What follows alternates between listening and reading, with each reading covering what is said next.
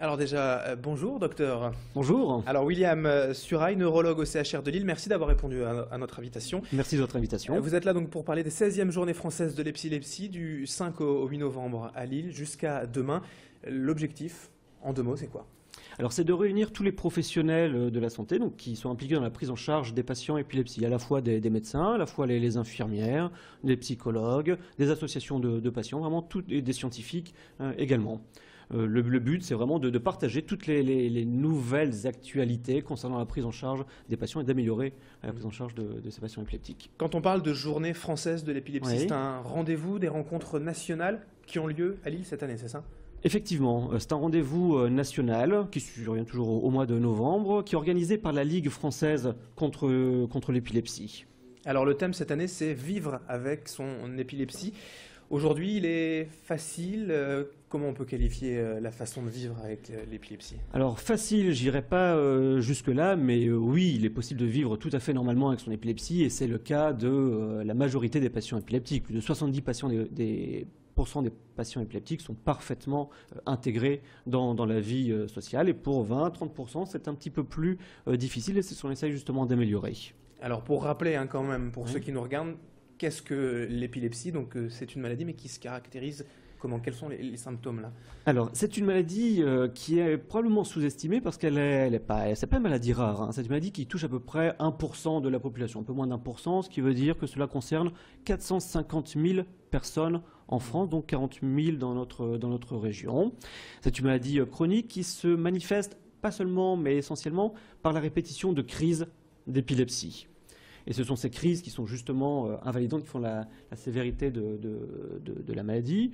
Alors, si je peux vous expliquer en quelques secondes en quoi ça consiste, oui. les crises, il faut voir que notre cerveau est constitué de neurones. On n'ira pas beaucoup plus loin dans le détail. Ces neurones communiquent par des petits signaux électriques entre eux. Au cours d'une crise d'épilepsie, une partie de notre cerveau se met à décharger. Il y a une décharge électrique, une décharge épileptique tout à fait anormale. Et c'est cette décharge qui va produire les symptômes des crises d'épilepsie. Alors l'idée de la recherche, de votre travail, c'est d'anticiper, de prévenir en fait ces décharges. Alors, c'est d'essayer déjà de mieux caractériser l'épilepsie, puisque ce n'est pas une maladie simple, unique. Il y a de nombreuses formes d'épilepsie. Il est déjà important de mieux caractériser le type d'épilepsie qu'a le patient pour adapter au mieux sa prise en charge, adapter au mieux le traitement de sa maladie. Qui passe par un accompagnement, des traitements médicamenteux. Alors cela passe tout d'abord par quelques règles d'hygiène de vie, faire attention à son sommeil, éviter certains facteurs qui peuvent favoriser les crises,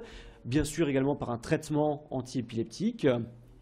Un traitement qui va permettre de contrôler l'épilepsie, je vous le disais, dans 70% des cas à peu près. Et puis parfois, de voir s'il n'y a pas d'autres solutions de traitement aux patients qui ont une épilepsie plus sévère, comme une opération par exemple. Oui, pour les 20 à 30% pour qui c'est plus compliqué, Voilà. les solutions aujourd'hui, c'est l'opération ou...